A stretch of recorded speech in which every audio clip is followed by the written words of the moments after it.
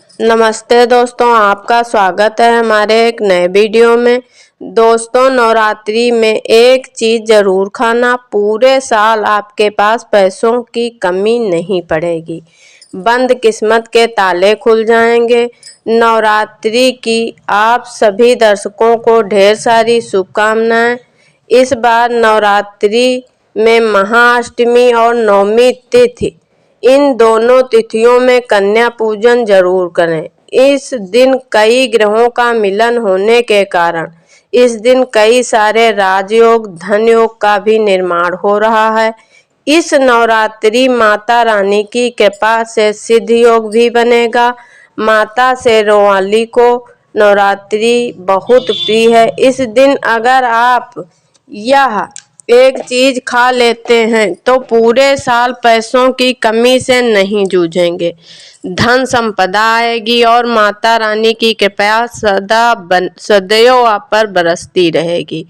इस दिन आप भले कुछ ना करें, कन्या पूजन में या नवरात्रि की समाप्ति पर यह एक चीज जरूर खा लें। अगर आपने इस वीडियो को नहीं देखा तो समझ लीजिए माता रानी का आशीर्वाद खो दिया। 9 देवियों की कृपा जो आपको मिलने वाली थी वह आपको नहीं मिलेगी। माता रानी हर किसी के भाग्य में खुशियां नहीं देती, इसीलिए वीडियो को पूरा जरूर देखना। यह आप यकीन नहीं करेंगे कि ये फल साक्षात 9 देवियों का सबसे प्रिय फल है। माता रानी इसको पूरे नवरात्रों में ग्रहण करती हैं। ये फल इतना शक्तिशाली है, जो भी व्यक्ति इसे खा लेता है उसकी कुंडली अच्छी हो जाती है, उसे करोड़पति होने से कोई रोक नहीं सकता। घर में धन बड़े जोरों के साथ बरसता है। साथ में उसकी कुंडली में छप्पर फाड़ अपने आप आ जाता है। रुपया, पैसा, धन दौलत अपने आप खींचा चला आता है। माता वैष्णो भी इसी फल को खाती हैं, जो कि बहुत प्रिय है सभी देवताओं को। यह चीज जरूर अर्पित की जाती है। आज हम आपको बताने वाली हूँ, साल भर के नवरात्रि में माता रानी धरती पर आती हैं और अपने सच्चे भक्तों की पुकार और इच्छा पूर्ण करती हैं।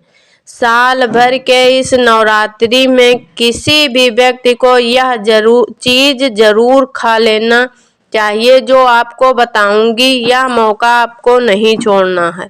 यह बहुत ही शक्तिशाली चीज है, हर हाल में खा लेना। अगर आपको करोड़पति बनना है, धनवान बनना है, माता रानी का आशीर्वाद, तो यह चीज आप जरूर खा लें। हर किसी को यह मौका नहीं मिलता। माता रानी किसी खास व्यक्ति को धनवान होने का मौका देती हैं। बहुत कम लोग जानते हैं कि कुंडली ही बदल जाती है। सबसे पहले ये जानते हैं कि नवरात्रि में कौन सी वह गलतियां हैं जो आपको नहीं करना चाहिए। जो आपको जाने अनजाने में गलतियां हो गई हैं तो माता रानी से क्षमा मांग लें। अगर आप सिर्फ पूजा पाठ करते हैं तो यकीन मानिए जीवन में दुखों की प्राप्ति होती है। बहुत तरह के प्रयोग करते हैं, लेकिन जाने अनजाने में कुछ ऐसी गलतियां कर देते हैं कि पुण्य की जगह पाप के हम भागीदार हो जाते हैं या हमारी पूजा ही निष्फल हो जाती। ऐसी वो कौन सी गलतियां हैं जिन्हें नहीं करना चाहिए। माता रानी की पूजा में आइए जानते हैं। हिंदू परंपरा के अनुसार पहले दिन कलश की स्थापना की जाती है। अगर आपने अपने घर में कलश की स्थापना की है तो इस बात का ध्यान रखें कि नवरात्रि में 9 दिनों तक कोई न कोई व्यक्ति उपस्थित रहे, अपने घर को अकेला ना छोड़े, कभी ना जाए। अगर आप कलश स्थापना को छोड़कर जाते हैं तो इसे नवरात्रि व्रत या पूजन का फल पूर्ण प्राप्त नहीं होता। माता रानी क्रोधित हो जाती हैं। नवरात्रि में माता रानी आपके घर में आती हैं। ऐसे में घर को अकेला छोड़ देंगे तो माँ को बुरा लगेगा और वो आपके घर से हमेशा हमेशा के लिए चली जाएंगी। कम से कम नवरात्रि के इन 9 दिनों का व्रतधारी को माता रानी की चौकी के सामने ही अपना आसन लगाना चाहिए। इससे माता प्रसन्न होती हैं। ऐसे माता रानी को अकेलापन भी महसूस नहीं होता। इसी 9 दिनों तक माता रानी को अकेला नहीं छोड़ना चाहिए। माता रानी सब देखती हैं और अपने सच्चे भक्त के हृदय से निकली पुकार को सब सुनती और पहले दिन अखंड ज्योत भी जलाई जाती है। अगर आप अखंड ज्योति जलाने का संकल्प ले चुके हैं तो ज्योति पूरे 9 दिनों तक जलती रहनी चाहिए। गलती से अखंड ज्योति बुझनी नहीं चाहिए। ज्योति को सही करने जब आप जाएं तो एक दीपक जलाकर पास में रख लें। अगर बाती सही करते समय ज्योति बुझ जाती है तो पास में रखे दीपक से अखंड ज्योति जला दें। शास्त्रों के अनुसार पूजा पाठ हवन आदि नवरात्र में कर्ज लेकर नहीं करना चाहिए। जो व्यक्ति ऐसा करता या उपवास रखता है तो पूरा नहीं माना जाता। माता रानी को सच्चे हृदय से 1 रुपया का प्रसाद भी अर्पित करने से वो प्रसन्न हो जाती हैं। बस मन में श्रद्धा होनी चाहिए। कर्जा लेकर जो व्रत रखता है उसके ऊपर और कर्जा हो जाता है, क्योंकि शनिदेव ने भी बताया है कि कर्जा लेकर कोई व्रत नहीं रखना चाहिए, पूजा पाठ हवन नहीं करना चाहिए। हमेशा अपने पैसों से ही कोई शुभ कार्य करना चाहिए, अच्छा माना जाता है। माता रानी एक मिश्री के टुकड़े से भी प्रसन्न होती हैं। बस सच्ची श्रद्धा होनी चाहिए। नवरात्रि में माटी के दिए दान करना बहुत शुभ माना जाता है। और नवरात्रि में माटी के दिए लाना बहुत ही उत्तम माना जाता है। इससे घर की प्रगति होती है। नवरात्रि में घर के दरवाजे पर शाम होते ही 2 दीपक जरूर जलाना चाहिए। इससे मां वैष्णो का आगमन होता है। नवरात्रि व्रत करने वालों को 9 दिन तक धार्मिक ग्रंथों का अध्ययन जरूर करना चाहिए। दुर्गा चालीसा या दुर्गा सप्तशती का पाठ जरूर करना चाहिए, जिससे माता रानी बहुत प्रसन्न रहती हैं। इन 9 दिनों में माता रानी अपने भक्तों के घर वास करती हैं। माता रानी की कृपा प्राप्त करने के लिए ज़्यादा से ज़्यादा आराधना करें।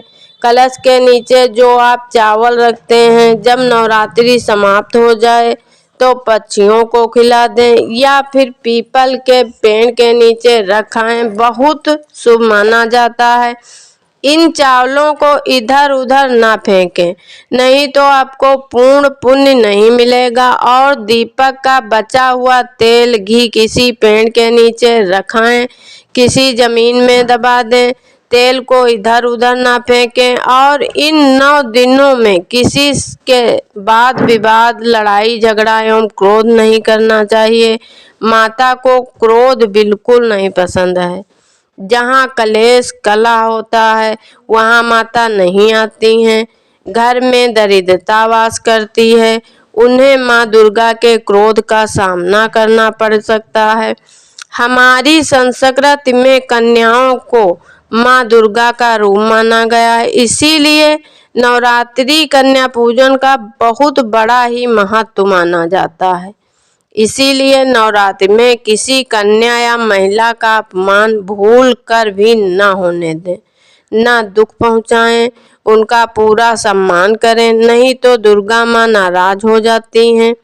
कन्या जब आपके घर से प्रस्थान करे तो उनकी थाली में 1 लौंग जरूर रख दें, इससे माँ दुर्गा का आपको आशीर्वाद मिलेगा। 9 कन्याएं स्वयं माँ दुर्गा होती हैं। कन्याओं का सादा पानी न दें, पानी में 1-1 बूंद शुद्ध गंगा जल अवश्य मिला लें, इससे आपका व्रत सफल हो जाएगा, क्योंकि ये जल स्वयं माता रानी ग्रहण करती हैं। नवरात्रि में मानसिक धैर्य रखना बहुत जरूरी होता है। किसी के बारे में बुरे विचार मत रखना, बुरे विचार मन में ना आने दें। नवरात्रि में ब्रह्मचर्य का पालन जरूर करना चाहिए। कुछ लोग सोचते हैं पूजा पाठ के बाद ऐसा करेंगे तो यह घोर पाप है। माता रानी क्रोधित हो जाती हैं और व्रत खंडित हो जाता है। माता का श्राप आपको लग सकता है। माता की पूजा पवित्र मन से करने से ही प्रसन्न होती हैं। इसलिए इन दिनों ब्रह्मचर्य का पालन जरूर करें। नवरात्रि व्रत करने वाले को एक ही जगह पर बैठकर फल आहार लेना है। उठकर बैठकर फलाहार ना करें। एक ही स्थान पर बैठकर भोजन ग्रहण करें। नवरात्रि में बाल नहीं काटने चाहिए। पुरुषों को भी दाढ़ी मूछ नहीं बनवाना, बाल नहीं कटवाएं, अशुभ माना जाता है। मंगलकारी कार्य किए जाते हैं, इसीलिए दाढ़ी मूछ नहीं कटवाने चाहिए। इन दिनों रोज स्नान करना चाहिए। नवरात्रि में माता रानी को लाल पुष्प चढ़ाने चाहिए। लाल रंग के वस्त्र पहनना। माता रानी को लाल वस्त्र अति प्रसन्न है। जिन महिलाओं ने संकल्प लेकर व्रत रख लिया है तो कोई अड़चन आ जाने पर व्रत पूरे रखने हैं, बीच में न छोड़ें। लेकिन इस बात का ध्यान रखें कि माता रानी को स्पर्श ना करें, पूजन की सामग्री को स्पर्श ना करें, मंदिर ना जाएं। दुर्गा माता का पाठ दूर से सुन लें, शुभ होगा। दुर्गा सप्तशती को न छुएं। इसके दौरान इन बातों का ध्यान रखते हैं तो आपको नवरात्रि का पूर्ण फल प्राप्त होगा। आप जानते हैं वो ऐसी कौन सी चीज है जिसको खा लेने से आपका भाग्य सूरज की तरह चमकेगा, चांद सितारे की तरह आप चमकेंगे, आपके चेहरे का तेज बढ़ जाएगा। आपकी जो भी इच्छा है माता रानी अवश्य पूर्ण करेंगी। सबसे पहली चीज है लौंग। माता रानी पूरे 9 दिनों तक लौंग ग्रहण करती हैं। लौंग भोग से 33 कोटि देवताओं को लगता है। मान्यताओं के अनुसार नवरात्रि में माँ दुर्गा को लौंग अर्पित करना बहुत ही शुभ माना जाता है। माँ अम्बे को लौंग का जोड़ा अर्पित करने से जो इच्छा होती है पूर्ण हो जाती है। तो आप लोग जरूर खाएं, नहीं तो आपके व्रत अधूरे रह जाएंगे। जब माता को लौंग का जोड़ा चढ़ाएं तब एक लौंग प्रसाद के रूप में आप भी ग्रहण कर लें। नवरात्रि में खीर बनाना बहुत शुभ माना जाता है। खीर का भोग अवश्य लगाना चाहिए। माता लक्ष्मी धन की वर्षा दोनों हाथ से करती हैं, इसलिए भगवान को खीर अर्पित करने के बाद इस खीर को आपका मंगल हो जाएगा। नवरात्रि में गंगा जल जरूर चढ़ाएं, नहीं तो इसका फल नहीं मिलता है। गंगा जल की कुछ बूंदें मुंह में डालने से नकारात्मकता नष्ट हो जाती है। इस दिन गंगा जल पी लें, बहुत शुभ होता है। नवरात्रि में सीताफल 9 देवियों को अवश्य अर्पित किया जाता है और प्रसाद के स्वरूप आप इसे जरूर खा लें। समस्त पीड़ा दूर होती है, सभी इच्छाएं पूर्ण हो जाती हैं। नवरात्रि में अगर आपने सीताफल नहीं खाया तो कुछ भी नहीं खाया। सीताफल यानी शरीफा धन लक्ष्मी अपने दोनों हाथों धन की वर्षा करती हैं। नवरात्रि में सीताफल खाना ना भूलें।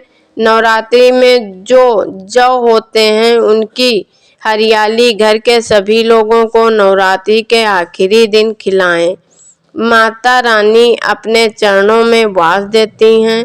नवरात्रि में हरे भरे पत्ते खाना बहुत शुभ और मंगलकारी माना जाता है। बाकी बचे जौ गंगा में विसर्जित कर दें और जो नारियल होता है उसे जरूर खाएं और कन्याओं को खिलाएं। जितनी सामग्री बताई है उसमें एक चीज जरूर खाएं, असीम कृपा बरसेगी, धन की वर्षा होगी। अगर मेरा वीडियो अच्छा लगा हो तो लाइक करें, कमेंट में जय माता दी लिखें और अगर मेरे चैनल को सब्सक्राइब नहीं किया है तो सब्सक्राइब कर लें।